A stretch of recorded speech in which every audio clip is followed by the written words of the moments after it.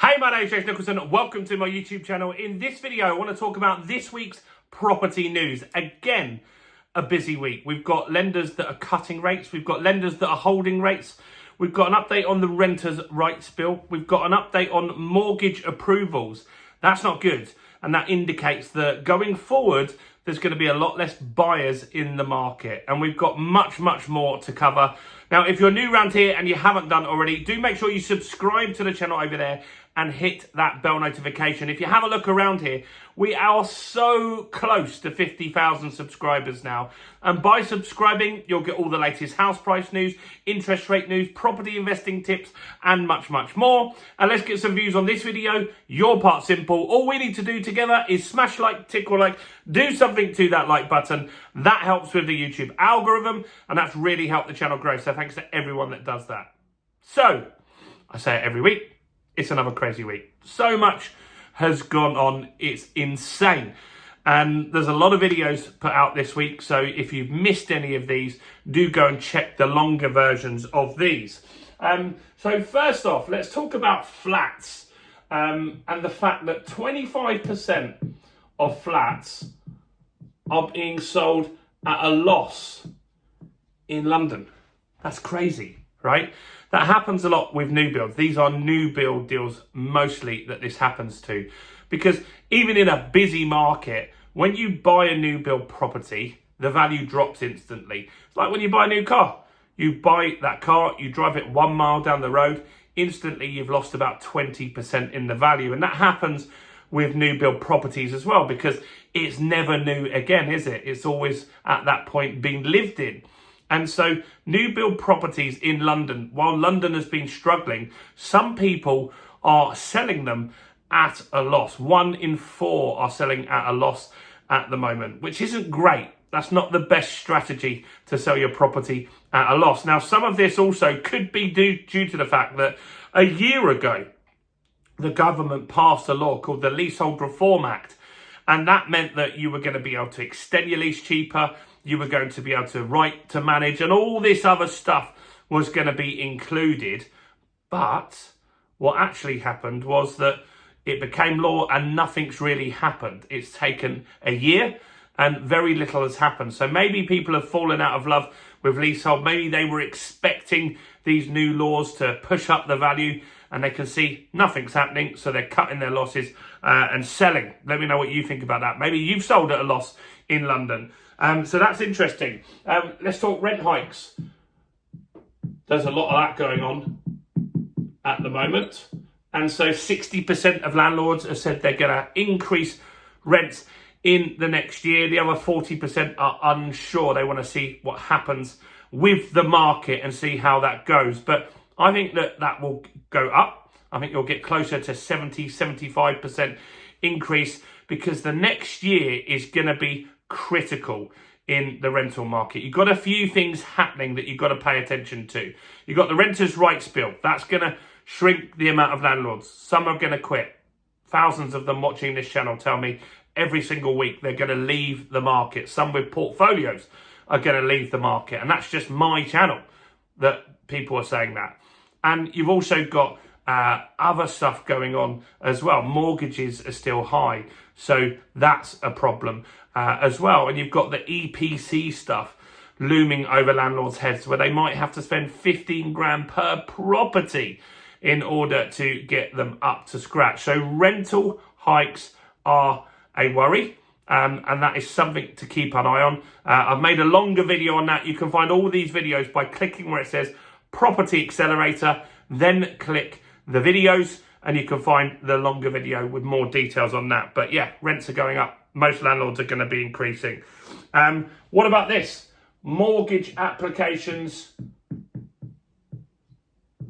are down. So mortgages are down. So there's less people getting approved for mortgages. Now, that's because less are applying. So it doesn't mean lots of people are getting rejected. It just means less people are applying. And so what that means is there's less buyers coming into the market. So in August, it was a big drop. 900 less mortgages approved from the month prior. That's not great. And that indicates that, look, people are just waiting and seeing at the moment. nearly all the videos where we talk about stamp duty, a lot of people are just waiting and seeing at the moment. They want to see what happens with the budget next month. And I think it's important from the government side to just leak some more stuff and make it more clear to us what to expect, because we've had two big leaks on stamp duty. One was that properties over 500 grand, that they would abolish stamp duty and bring in a property tax. That's not going to be very popular. I don't think they have that in America already. That's all right when you first do the transaction, but when you retire and you're still paying a property tax every year, not great. So lots of people won't like that. The other rumour was that we might have stamp duty where you could pay it over a number of years. That could be a better one, but we need a bit more clarity because people are just holding fire and they're not jumping into the market. That could cause house prices to drop later this year or early next year, because look, these people have got their mortgages today. They've got a mortgage agreed. Now they're going to go shopping for properties. They're not going to complete on those properties until, if they're lucky, just before Christmas. If it takes a bit longer, early next year. So it's not going to impact house prices for a while. There's a big lag before we start to see that stuff. But it does show less people are coming into the market. That's not great for sellers. Rates. So we've had some rate cuts this week. Most lenders have actually kept their rates exactly the same as last week. There haven't been some big movements, but HSBC did cut. So they took their 2-year down to 3.84%. They took their 5-year down to 3.99%. They actually cut last week as well. So that's good to see, 2 weeks back to back. This isn't because anything massive has happened in the market. It's just that they're looking to get more market share because the market is slow. So they're reacting to that and getting things moving that way. Next, renters' rights. The update on that this week is that there isn't any dates. They're not going to give us dates on when things will be implemented. So that means things are going to be slower with the renters' rights. Look at the Leasehold Reform Act. That became law last year. They ticked off 2 little small wins in that you didn't have to wait 2 years to extend your lease. And what was the other one? I can't recall it off the top of my head, but they had 2 little wins in the Leasehold Reform Act. Nearly everything else in the bill has been left. You can't extend a lease to 999 years.